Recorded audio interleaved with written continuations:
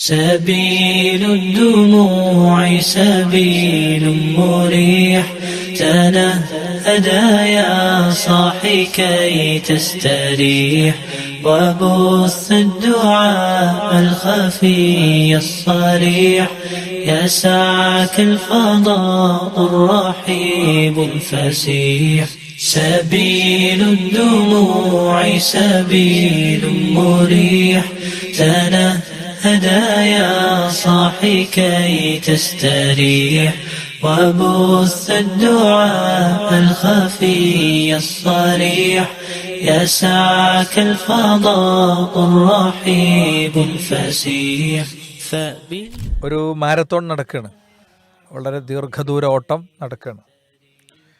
അപ്പോൾ അതിൽ പങ്കെടുക്കുന്നത് കെനിയൻ താരം ആബേൽ മുത്തായിയും അതുപോലെ തന്നെ ഇവാൻ ഫെർണാണ്ടസുമാണ്. ഇവാൻ ഫെർണാണ്ടസ് സ്പാനിഷ് താരമാണ്.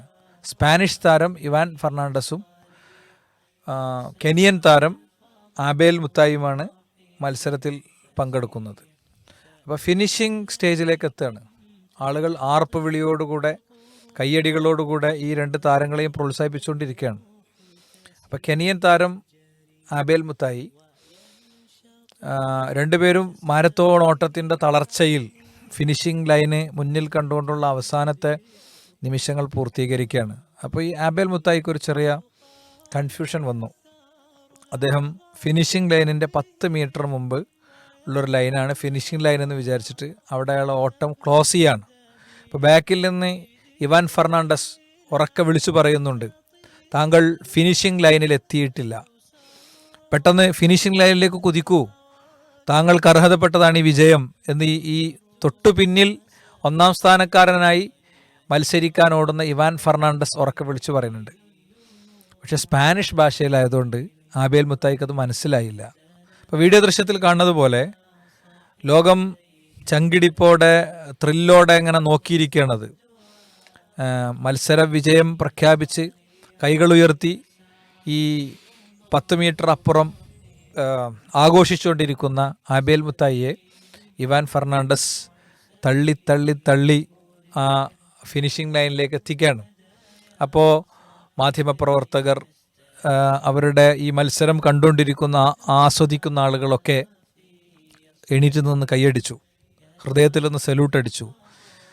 സത്യത്തിൽ ഈ ഒരു മത്സരം കഴിഞ്ഞപ്പോൾ പത്രപ്രവർത്തകർ ചോദിച്ചു, എന്തുകൊണ്ടാണ് നിങ്ങൾക്ക് അർഹതപ്പെട്ടൊരു വിജയം അദ്ദേഹത്തിന് കൊടുത്തതെന്ന് ചോദിച്ചപ്പോൾ അദ്ദേഹം പറഞ്ഞത്, അതാണ് സ്പോർട്സിൻ്റെ സ്പിരിറ്റ്.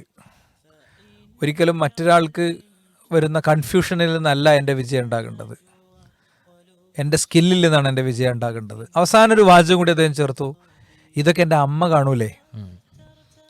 അതായത് കുഞ്ഞായ നാൾ മുതൽക്ക് എൻ്റെ അമ്മ എന്നെ പഠിപ്പിച്ച പാഠങ്ങൾ ഇതിനെതിരാണ്. ആ പാഠങ്ങളെതിരായതുകൊണ്ട് തന്നെ ഞാൻ ഒരിക്കലും എനിക്ക് അങ്ങനത്തെ ഒരു വിജയം വേണ്ടെന്നാണ്. ശരിക്കും ആ ഒരു ട്രാക്കിൽ, ആ ഒരു റണ്ണിങ് ട്രാക്കിൽ അല്ലെങ്കിൽ ആ ഒരു സ്പോർട്സ് മേളയിൽ എത്രയോ വിജയികൾ ഉണ്ടായിട്ടുണ്ട്, എത്രയോ ആളുകൾ സ്വർണ്ണമണിഞ്ഞിട്ടുണ്ട്.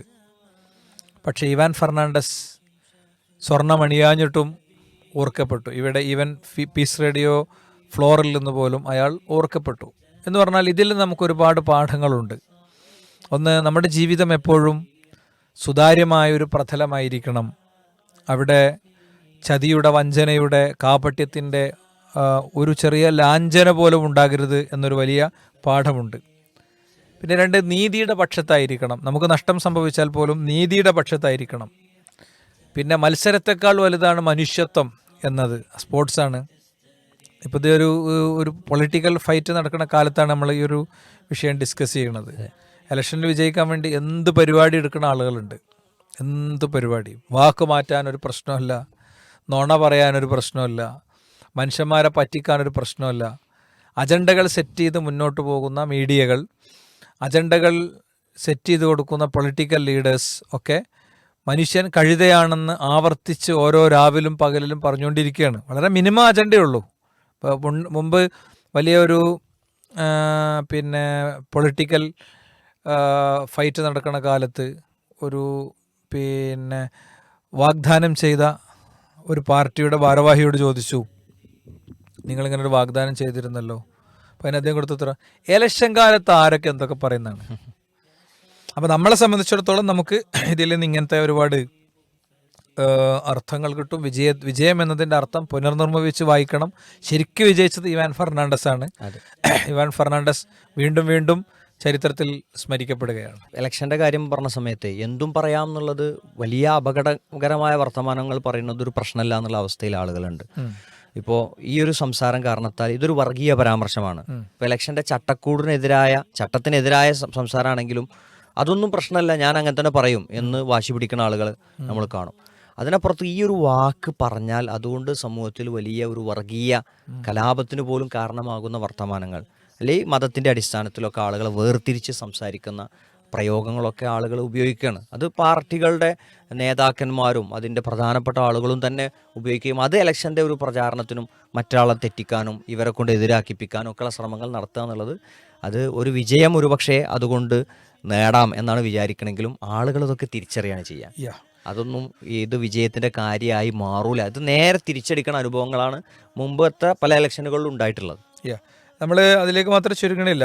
രണ്ടാമത്തത്, എൻ്റെ അമ്മ ഇത് കാണൂലേ, ഞാൻ ഇയാൾ കൺഫ്യൂസ്ഡ് ആയിട്ട് 10 മീറ്റർ അപ്പുറത്ത് വിജയം ആഘോഷിച്ചുകൊണ്ടിരിക്കുന്ന ആളെ ക്രോസ് ചെയ്ത് മാരത്തോണിൻ്റെ എന്താ പറയുക അതിൻ്റെ ഒരു ഫൈനൽ വിജയിയായി ഞാൻ മാറുന്നത് എൻ്റെ അമ്മ കാണൂലേ. എൻ്റെ അമ്മ എന്നെ ഇങ്ങനെയല്ല പഠിപ്പിച്ചത്, സത്യസന്ധനാകാനാണ് പഠിപ്പിച്ചത് എന്ന് പറയുന്നിടത്ത് ഒരു പാരൻറ്റിങ്ങിൻ്റെ വലിയൊരു പാഠവും നമുക്കുണ്ട്. നമ്മുടെ കുട്ടികൾക്ക് ഇങ്ങനത്തെ പാഠങ്ങളും ഗുണപാഠങ്ങളൊക്കെ പകരേണ്ടത് നമ്മളാണ്. പരീക്ഷയ്ക്ക് കോപ്പി അടിച്ച് കുട്ടീനെ പിടിച്ചതിന് മാഷെ കൊന്ന അച്ഛനൊക്കെ ഉള്ള നാട്ടിലാണ് നമ്മൾ എന്ത് ചെയ്യണത്, ജീവിക്കുന്നത്. കുട്ടിക്ക് ബാൻ വന്നപ്പോൾ പരീക്ഷ എഴുതാൻ പറ്റാതെ 1, 2, 3 വർഷം. അപ്പോൾ അച്ഛൻ പോയിട്ട് അധ്യാപകനെ കത്തിവെച്ചു എന്ന് പറഞ്ഞു. അപ്പോൾ കൊലപാതകത്തിൻ്റെ കാരണങ്ങൾ അന്വേഷിച്ച് അവസാനം പോലീസ് കണ്ടെത്തുന്ന കാര്യങ്ങളാണ്. അപ്പോൾ കുട്ടികളുടെ പാരൻറ്റിങ് എന്നുള്ളത് വലിയൊരു ദൗത്യമാണെന്നുള്ളതും കൂടി നമുക്ക് ഈ ഒരു സംഭവത്തിൽ നിന്ന് കിട്ടുന്നുണ്ട്.